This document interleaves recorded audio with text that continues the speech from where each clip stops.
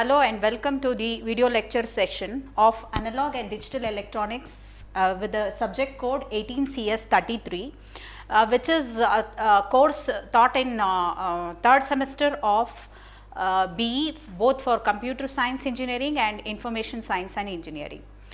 This is Shobha BS, Assistant Professor, Department of Computer Science and Engineering, who will be teaching this course. So today's class, the very first session, I would like to introduce the subject. So what are the contents of the subject, overview, importance, scope, course objectives and outcomes.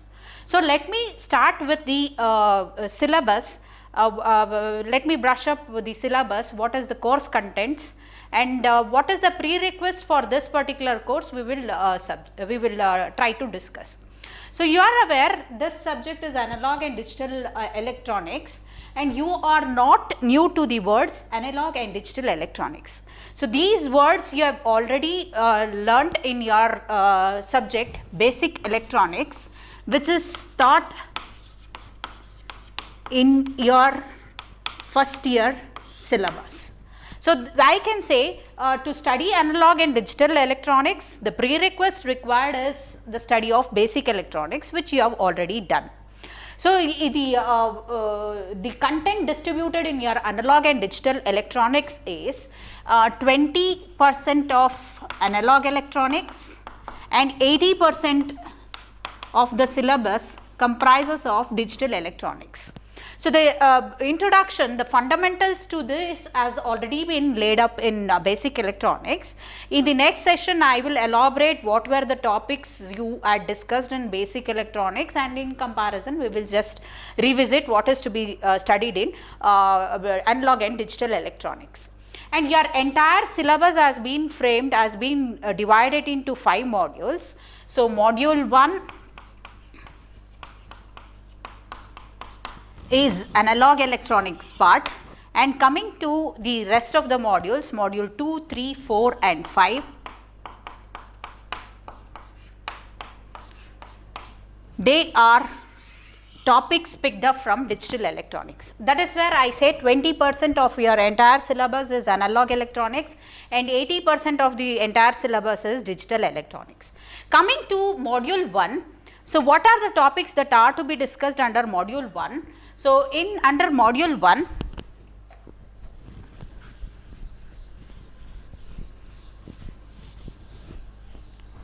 so we will try to run through the syllabus and discuss what is to be studied in each module. So coming to module 1, as I said, the module 1 we have topics picked up from analog electronics, and the major topics which are to be covered in module 1 includes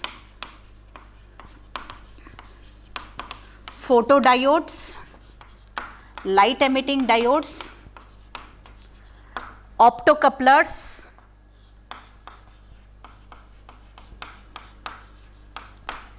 we also have BJT biasing. Along with this, you also study operational amplifiers and their applications. We also look into IC 555 timer and the various circuits, application circuits with respect to 555 timer. So let me just take up each one of them and explain what are the contents or what exactly we will be studying in under each topic. So you are already aware in your basic electronics, you are aware what a you've got to know what semiconductor is, what are the different types of semiconductors. So just to recall, there are 2 types of semiconductors, N and P, which are formed by adding suitable impurity, and you know diodes are formed by bringing a P type and an N type semiconductor together, forming a PN junction, and that is where we have what is called as diode.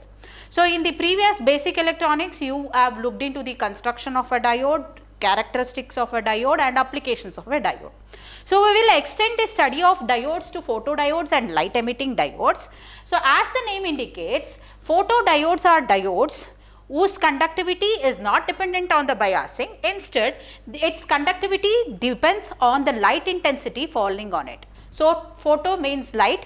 So, the diode starts conducting when light falls on it. So, what is that, what are the semiconductors, what type of semiconductor used for construction of photodiode, what constructional details, characteristics, applications we will be studying under photodiodes. And symbolically we indicate, you are aware, diode is indicated something like this and a photodiode is indicated using this.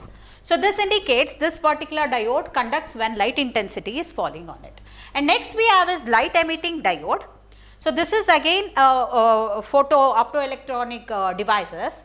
So, as the name indicates, light emitting diodes, these are diodes whose conductivity is indicated by the emission of light. So, whenever it is forward biased, it is emitting light, and when it is reverse biased, it is not emitting light. So, we are using LEDs in most of the displays in our day-to-day life. So, LEDs are diodes which are capable of emitting light. So, what are the, we will again look into the constructional details working of an LED.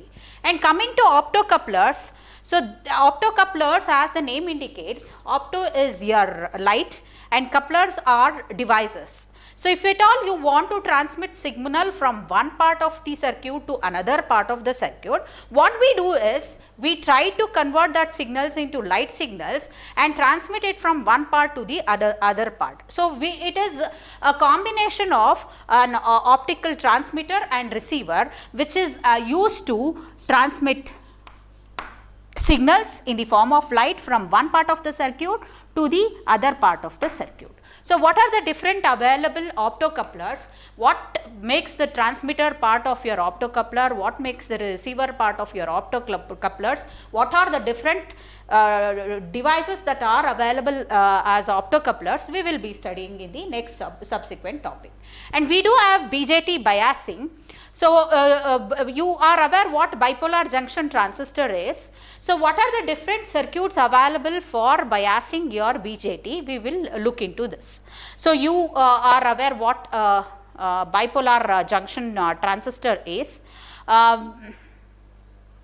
So, we are aware what a bipolar junction transistor is and what are the different ways of biasing the BJT, we will see. So, if you want to keep your BJT in active region, we should see to it that collector base region is reverse biased and emitter base junction is forward biased, and what are the available circuits for BJT biasing, we will look in detail under this particular topic. And this happens to be very important from examination point of view. Frequently a question is thrown on one of the biasing circuit. And next we have is op-amp. So, you are aware what op-amp stands for. Op-amp stands for operational amplifier. The fundamentals of your operational amplifier has already been introduced in your basic electronics. You know what an op-amp is. Operational amplifier is high gain voltage differential amplifier. So, it has two terminals, inverting and non-inverting terminal. Output is the amplified version of the difference of inputs applied to its inverting and non-inverting terminal. If you can recall, the formula used is A is equal to V1 minus V2. So, all these things you have already discussed, and fundamental circuits of your op-amp as an adder, op-amp as a subtractor, differentiator and integrator, you have already discussed in your basic electronics. So, we will continue with advanced applications of your op-amp, which includes non-linear amplifier, peak detector. So, we have various circuits. Just to list a few which we will be studying here. We have non-linear amplifier, peak detector, voltage to current converter, current to voltage converter, relaxation oscillator and so on. So, all these application circuits of your op-amp we will be studying as a part of operational amplifier topic in your module 1. And coming to 555 timer, so IC 555 timer, what is inside an 555 timer, what are the applications of a 555 timer, we will have a look into this. So, basically 555 timer, why we call it as 555 timer is because these this IC, this chip is used to generate clock signals, and basically we can connect IC 555 timer in three modes. One is astable as an astable multivibrator, monostable multivibrator, and a bistable multivibrator. So, if the output has no stable state, we will call it as astable. If the output has only a single stable state, we will call it as monostable. And if the output can exist in both the stable state, that is 0 and 1, both are stable state, we call it as bistable state. So, we will see the application circuits of a 555 timer under module 1. So, these are the topics which are to be discussed under module 1. All these are related to analog signal. So, analog electronics part of your entire syllabus is only 20% of the entire syllabus. So, photodiodes followed by LEDs, optocouplers, BJT biasing, operational amplifier. I have just listed a few application circuits. We will study the different application circuits of op-amp under op-amps, and 555 timer, what a 555 timer, what is the constructional details of a 555 timer, how it can be used to realize various multivibrators. All these topics will be discussed in detail under module 1. So, this is an extension of analog part of your basic electronics, which has already been introduced in your first year. So, taking up module 2,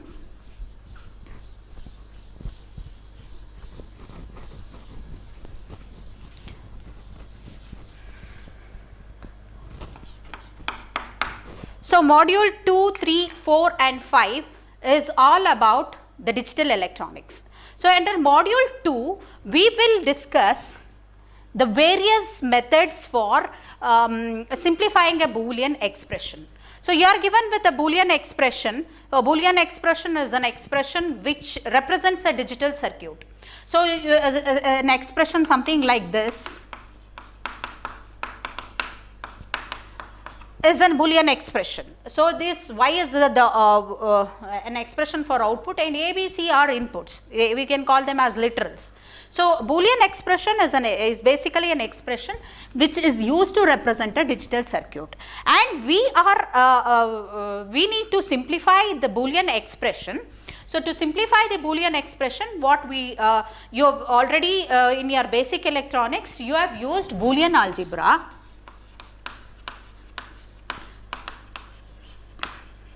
So, Boolean algebra is just like your ordinary algebra, wherein we will be using various laws and theorems to simplify a given Boolean expression. So, you are aware, just to list few laws and theorems, De Morgan's theorem, distributive law, associative law, identity theorem, all these are suitably applied so as to simplify a given Boolean expression so that it can be realized using fewer gates.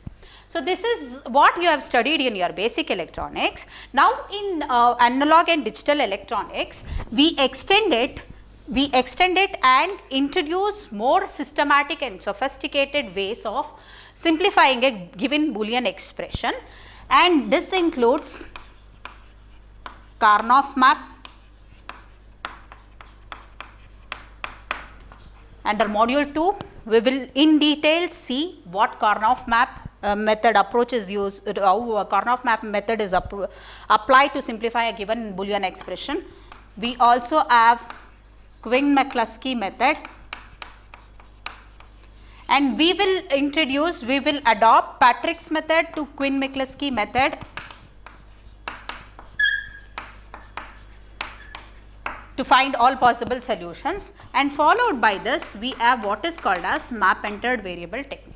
And we will first start with generic method, general method of solving the simplifying a given Boolean expression, discuss their limitations and see why we need to go for a Karnaugh map. In a general method, we usually apply all the laws and theorems, consensus theorem and uniting theorem to simplify a given Boolean expression, and we will see what a drawback of general method is. So, and then we will introduce K-map and see how this particular drawback of your generic method is overcome by a K-map. So, K-map, as the name indicates, it is a map method or graphical method of simplifying a given Boolean expression. What we do is we will try to write we will try to map a given Boolean expression onto a K-map, something like this. This happens to be a K-map for 4 variable expression. Similarly, we will discuss how to write a K-map for 3 variable, 2 variable, 4 variable expressions.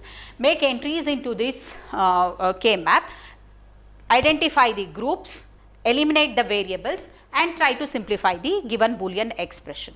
So, we will get to know what K-map is, how to write a K-map, how to map variables onto the K-map, look for adjacent ones, group them, and try to eliminate variables and simplify the given expression in detail under this topic. Next we have is Quine-McCluskey method. So, once we have discussed K-map, we will obviously it has few limitations. We will try to discuss what the limitations of K-map is. So, the limitations of K-map is that when the number of variables is greater than 4, we cannot easily apply K-map. So, what we do is we go with more systematic approach, that is Quine-McCluskey method, which is tabular method of simplifying a given expression. So, in Quine-McCluskey, as the name indicates, it is a tabular approach wherein we write 2 tables, one table to identify the prime implicants and the second one is to identify essential prime implicants. And the beauty of your Quine-McCluskey method is it can be easily applied even when the number of variables exceeds 4. So, 5, 6, 7 variables you can easily apply without any difficulty. So, it overcomes the drawback of your Karnaugh map. Next we have is Petrick's method. One of the limitation of your Quine-McCluskey method is, so a given Boolean expression can be simplified into 2 or more forms. So, it may not lead to a unique solution. You could have 2 or more solutions, and when you go with Quine-McCluskey method, we will have to use trial and error method to arrive at all possible solutions. And to overcome this, what we do is we go with a systematic approach, Petrick's method, which is adopted onto the second table to arrive at all possible solutions. So, at one stretch we will get all possible solution and we will try to identify which are the optimal solutions using Petrick's method. So, once this is done, we go with MEV technique, which stands for map entered variable technique, wherein we extend the utility of K-map. So, the utility of K-map is extended by what is called as map entered variable technique. So, the limitation of K-map is we cannot use when the number of variables is more than 4, 5, 6, 7, it becomes difficult for us to use K-map. So, what we do is we use map entered variable technique and extend the usage of K-map, wherein the variables are directly fitted onto the map and extend its capability. So, with this we will take sufficient problems on each one of them. Karnaugh map, we will take a 2 variable expression, 3 variable expression, 4 variable expression. We also have what is called as don't care terms. At this point it is too early to tell what don't care terms are. We will in detail we will see how K-map can be adopted for different conditions. We will see what Quine-McCluskey method is, how to apply Quine-McCluskey for different scenarios, what Petrick's method is. We will try to solve few problems on all of these, and this happens to be very important from examination point of view, because you can expect questions from all these topics. So, you will have almost 4 questions in the examination, 2A, 2B, 3A, 3B, 4A and 4B. You could expect one problem from each one of these, and happens to be very important from examination point of view. So, next we have is module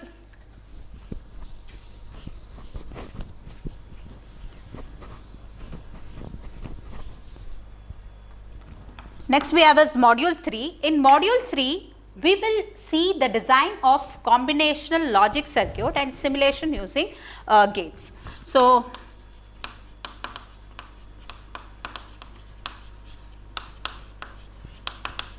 in the module 2 was all about simplifying a given Boolean expression so that it can be realized with fewer gates, and now your digital circuits can be classified into two types.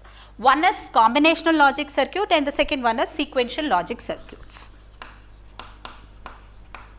All digital circuits can be divided as combinational logic circuit and sequential logic circuit, and combinational logic circuits are circuits in which output depends only on the present input, and sequential circuits are circuits in which output not only depends on the previous present input but also on the previous outputs. So, the design of various combinational logic circuit and their simulation using what is called as hardware description language is elaborated in your module 3. So, various combination logic circuit that are to be discussed under module 3 includes multiplexers, decoders and encoders,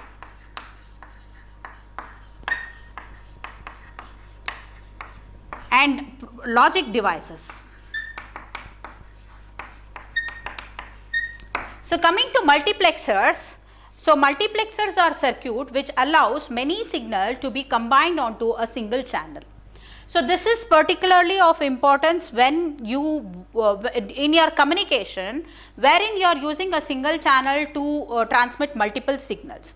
So, we will look into the design of different ranges of multiplexers, say 4:1 over 4:1 multiplexer is designed, or 8:1 multiplexer, 16:1 multiplexer is designed, and we will also see how to expand, how to realize an higher order multiplexer using a lower order multiplexer. Say you want to realize a 16:1 multiplexer. When I say 16:1 multiplexer, it has 16 inputs, 0 to 15 and 1 output. So, this is how we represent a 16:1 multiplexer. So, similarly a 4:1 multiplexer is represented as with 4 inputs and 1 output. So, how to design a 4:1 or 16:1 multiplexer, we will look into it, and also we will see how to expand a given multiplexer or how to realize an higher order multiplexer using lower order multiplexer. Say you are given with 4:1 multiplexer and asked to realize a 16:1 multiplexer. So, we need to cascade, we need to combine these multiplexers so as to realize an higher order multiplexer. How that is done, we will discuss, and we will see how a demultiplexer is also designed under this. So, demultiplexer is a reverse of your multiplexer, wherein you have a single input and many output. So, how to design demultiplexer, we will also see. And coming to decoders and encoders, as the name indicates, encoders, they convert one code to another code, and the reverse is done using decoders. How do we try to design different encoders and decoders is again a part of your combinational logic circuits. And we have logic devices. So, logic devices, they are usually the memory devices, and how to devise these logic devices, which includes programmable logic devices, programmable array logic, and we have this programmable logic array. So, we have 3 types of logic devices based on which is fusible and which is fixed, or whether the input AND gate is fusible and output OR gate is fixed, or vice versa, or both are fusible. We have 3 types of logic devices. How to design these logic devices, we will take up in detail in your logic devices. And apart from this, we introduce what is called as hardware description language. As the name indicates, it is a simulation or a software package which is available to describe a given logic circuit. So, the beauty of HDL is you can realize a complex circuit in an virtual environment, test for its working, and then try to realize. So, fixing the error, fixing the bug is easier when you are using software rather than realizing it in a complex hardware scenario. So, hardware description language, we have 2 types, Verilog and VHDL. Both are similar, only thing is the syntax and the operators used. one uses mnemonic operators and other one uses symbolic operators. So we will be discussing what different types of hardware description language we have and how it can be used to realize various combinational logic circuits in detail. We will be discussing in module 3. So module 3 is all about the design of various combinational logic circuit. What a combinational logic circuit is? It is a circuit wherein the output depends only on the present inputs. What are the different available logic combinational logic circuits? How to design multiplexer, how to design a demultiplexer, how to expand the expansion of multiplexer, design of various encoders and decoders, design of logic devices, that is programmable logic devices, array logic and programmable logic array, what they are, how to design them, and also hardware description language in detail we will be studying in module 3. And coming to module 4, we have what is called as latches and flip flops. So you are already aware what a flip flop is. Flip flop is a memory device, basically a memory device. So the study of RS flip flop is already been introduced in your basic electronics.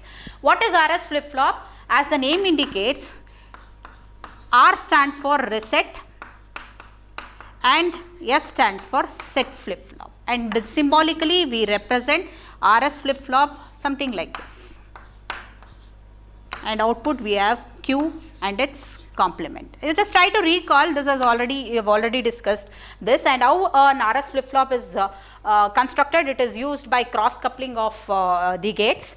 The output of this is connected back here and the output of Q is connected back here. Some sort of cross coupling is used to realize a RS flip flop. And why we call it as reset and set is because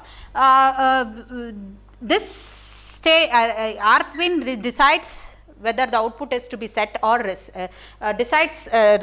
the output, and set is used to set the output. This is for reset pin, and this we call it as a reset pin, and this as set pin. Accordingly, we have a truth table depicting the working of RS flip flop. This you already know. And the difference between latch and flip flop is triggered by a clock, while latches they don't need any clock triggering. So what is a latch and what is a flip flop? We will try to differentiate. RS you have already studied in your basic electronic. We will introduce more number of flip flops, say D flip flop. D flip flop is also called as a data flip flop or a delay flip flop. So it is a single input D. So whatever the input is, output follows the input. So and a suitable delay is introduced. We call it as delay flip flop, or the output follows the input, output follows the data. We call it as data flip flop. And we have what is called as T flip flop. T stands for toggle flip flop. A toggle flip flop, what it does? If input is 0, output becomes 1. If input is 1, output becomes 0. It is toggling. So we call it as toggle flip flop. And along with this, we have what is called as JK flip flop. So there is no with no denotion here. R and S, as I said, it stands for reset and set. D stands for data or delay. T stands for toggle. This comes one after the other in the alphabet. We are just naming it as JK flip flop. And JK flip flop overcomes the drawback of RS flip flop. If you can recall, RS flip flop 0 0 happens to be a previous state, and 0 1 is a reset state. If I consider this as S and R, and 1 0 is a set state, and 1 1 is a forbidden state which is to be avoided. Because I am confusing the flip flop, I am asking it to set as well as reset, both R and S are right. So this is a forbidden state, and this should be avoided in an RS flip flop. So and this is replaced by JK flip flop as a toggle state. JK overcomes the drawback of RS flip flop, that is both input I is representing a toggle state and not a forbidden state.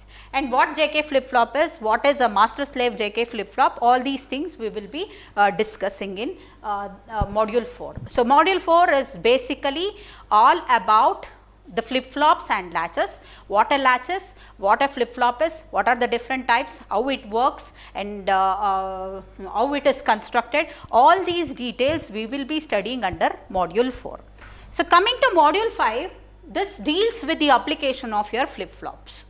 So the flip-flops, we have introduced flip-flops in the previous module. So flip-flop is basically a memory device. We look into the construction of different types of flip-flops, that is RS, JK, D, T and so on. Now we will see what the applications of the flip-flops are. So the applications of flip-flops involves registers and counters. So registers, as the name indicates, they are used as storage devices. So we will consider the different types of registers based on how data is put into the register and data is extracted. We have different types of register. Serial in, serial out, data is entered one by one serially into the register and taken out serially out, serial in, serial out. Serial in, parallel out, entered bit by bit, but while accessing parallelly we extract, and parallel in, serial out and parallel in, parallel out. At this point it is too early to tell what each one of them. So we will define register basically is collection of flip-flop which is used to store data inside it, and based on how data is put onto the register and retrieved, we have different types of registers: serial in, serial out, serial in, parallel out, parallel in, serial out and parallel in, parallel out. And apart from this, we have what is called as counters. So counters are basically circuits, collection of flip-flops which is used to read the number of clock pulses. So you when you apply a clock pulse for the first time, the count is 0, the next time it is going to be 1 and so on. So you are using counters as circuits which are used to count the number of clock pulses. We have two types of counters, up counter and down counter. So we have what is called as modulus of a counter. So modulus of a counter says how many, it is the number of counts a counter can count. So say a modulus of a counter is 4, it can count up to 4 counts, 0, 1, 2, 3 is the 4 counts. The up counter counts from 0 to the maximum count, and down counter counts from a maximum to a 0 count. So we will look into the design of different modulus counters, an up counter, down counter, up down counter, using these flip-flops in detail in your registers and counters. So your module 5 is all about the design of registers and counters. So we are making use of flip-flops to design various registers, storage units, collection of flip-flops for storing data. So you can there are different types apart from SISO, SIPO, PISO and PIPO. We have other different presettable registers. You can design it to load something predefined data and so on. We will discuss the different types of registers, different types of counters, how to design a given counter, all these things in details we will be discussing. Now having a quick run through the syllabus, now we will try to see what are the objectives of the course. So at this point I can comfortably tell, because we have just run through the entire syllabus, we can summarize what the course objectives are. So coming to the objective 1, so you can explain the photo electronic devices, that is LED, the working of LED, photodiode, 555 timer, regulator ICs, op-amp 741 and its application. So the module 1 is intended to address all analog electronic topics, wherein you will be discussing how a photoelectronic devices works, a 555 timer is used, what is the construction of a 555 timer, how it can be used to realize various circuits, and we also look into op-amp, the application op-amp IC and its applications. Basically the very first objective is it is used for studying the uses of photoelectronic devices, timer and op-amps. And the second objective is making simplifying techniques in the designing of combinational circuits. So we will see how a combinational circuit is designed. So, we have various combinational circuits. We have already while discussing the syllabus, we have seen the different combinational circuits includes multiplexer, demultiplexer, coders, encoders and so on. We will see how this can be designed, make use of simplifying techniques in the design of combinational circuits, which includes K-map and other techniques, and also the design of this is for simplifying a combinational logic circuits, which includes K-map, Quinn-McCluskey, Patrick's, MEV technique.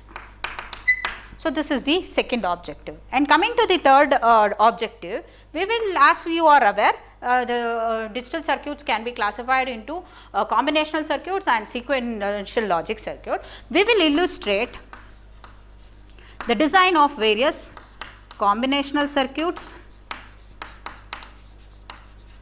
and sequential circuits. So, just to recall, combinational circuits are circuits whose output depends only on the current input, and sequential circuits are circuits whose output depends on the present as well as previous inputs.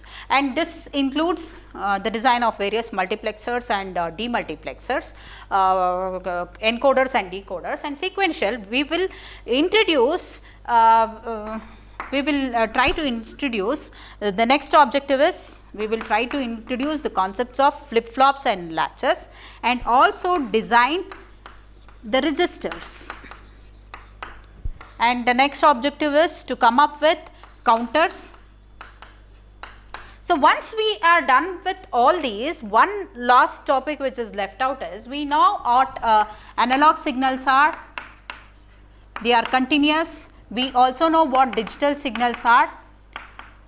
So, we in our daily life, we are used with analog signal. The speech, the voice which I am delivering now is a continuous signal. It is described over an entire range of time. But if I want to transmit it, we use digital means, because digital circuits happen as many advantages. The storage becomes easier using digital technique, communication is easier, storage is easier, it is less error prone, and because of all these advantages, what we do is, for processing, we convert analog signals to digital signals, process it, use it for communication, storage, and while retrieving, we need to convert digital signals back to analog signal, and that is where you need to study various techniques involved for conversion of our real time analog signals into digital signals, so that we can exploit the advantage of digital signals and later convert it back to analog signal, so that we can make sense out of the digital signal. So, we will look into various means of converting analog to digital signals and digital to analog signals. So, these are the course objectives with which we are studying this particular course. So, we will see various analog devices, photoelectronic devices, 555 timers and op-amps and their applications. We look into combinational simplification of combinational logic circuit, which includes one of these approaches, and we will try to demonstrate what a design of a combinational circuit, design of a sequential circuits. Combinational includes encoders, decoders, multiplexers, demultiplexers and so on, and sequential includes fundamental units of sequential circuits includes flip-flops and latches, and various sequential circuits includes design of various registers, various counters, and to end up we will see how to convert an analog signal to digital signal and digital to analog signals. So, these are the course objectives with which we study this particular subject. Now, we will discuss what the course outcomes are. So, what is that you achieve after studying this course for the entire semester are your course outcomes. So, the course outcomes, so course outcome is what a student achieves, what the students will be able to gain once he studies this particular course. So, you have several course outcomes. The first one is apply and analyze the application of analog circuits using photo devices, timers, IC, power supply, regulator, op-amp and so on. So, you will be able to analyze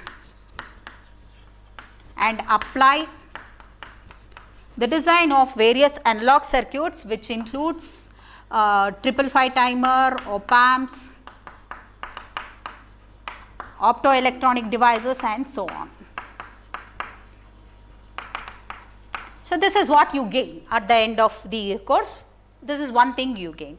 And the second one, you will understand the basic principle of converting analog signal to digital signal and digital to analog signal. So, you are aware analog signals are continuous in time and digital signals they are discrete in nature. In our daily life, we are used with analog signal. The voice is an analog signal, video is an analog signal, but the processing is done using digital techniques.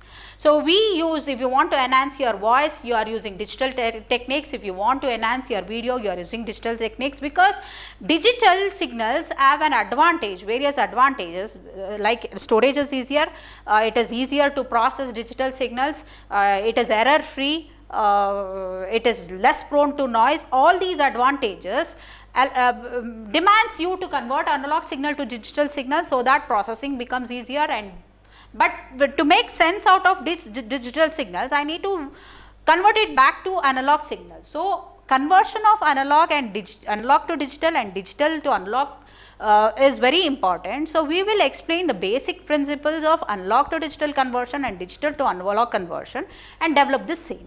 And the third one is, the third outcome which you will be studying is, you will be able to simplify a given digital circuits using various enhanced techniques, such as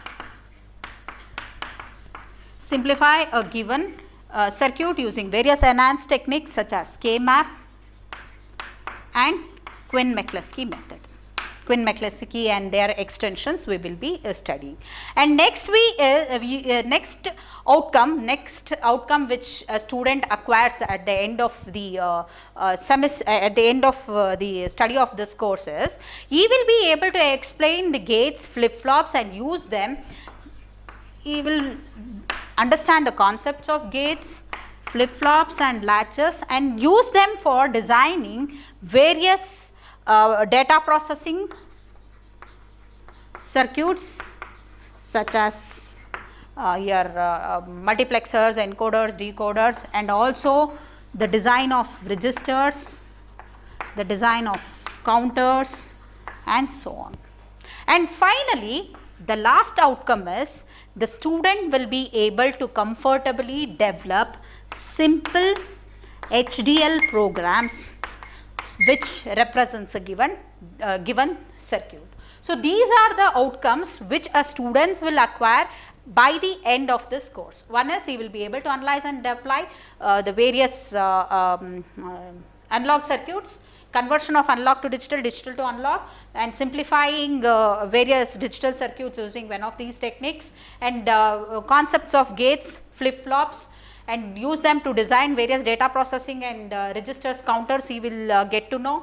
And a simple HDL code is, he will be able to write simple HDL code which represents a given digital circuit. And now the question is, as a computer science student, why we need to study this? This looks very much like an electronic subject. Why should a computer science or an information science student study this particular subject? So, please note, though you end up being a computer science engineer, if you want your code to efficiently work, your underlying hardware should support. So, this is the fundamentals. This gives the necessary, all your hardware, your motherboard or your IC, all these technology lies on these concepts. So, this lays this gives you a foundation for study of further subjects, future subjects, like what a microprocessor is, organization of computer. You understand these concepts, you will be comfortably able to understand the concepts of microprocessor, microcontroller, organization of a computer, embedded computing systems. Unless you don't have a proper fundamental knowledge about the underlying hardware, you will not be able to understand how a microprocessor or microcontroller is designed, what it comprises of, what arithmetic logic unit, various units of your microprocessor and microcontroller, how a computer is organized, embedded computing system, and also advanced computer architecture. Unless you don't have a strong fundamental knowledge about how the underlying hardware works, it is not easier for us to understand these courses which we will be studying. Computer organization parallelly we are studying in the current semester, and other than this all these other subjects we will be studying in the later semester. So, I have to have a clear understanding of all these subjects, all these courses. It is essential you understand analog and digital electronics, and the prerequisite is basic electronics. Now, we will just mention the textbook used for the study of prescribed textbook. One is Charles Roth.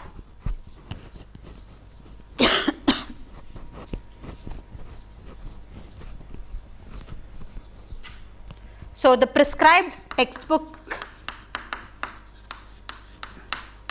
by the university is Charles H. Roth and Larry Kinney. The title of the textbook is Analog and Digital Electronics, and the publisher is Cengage. And apart from this, you have a few reference textbook, Anil K. Maini and Agarwal, Electronic Devices and Circuits, Donald P. Leach and Malvino, Digital Principles, and Morris Manny, which is Digital Design, and David Bell, Electronic Devices and Circuits. So, and if you refer this textbook, it is more than sufficient. Topics have been picked up as it is from Charles Roth. So, with this we have given a brief introduction of the syllabus, what the overview of the subject is, what is the outcome and what is to be studied, why it is important to study analog and digital electronics. All these we have given an introduction, and in the next session we will see we will again revisit this, compare it with what we had already studied in basic electronics, and start with the very first topic, that is Carnot.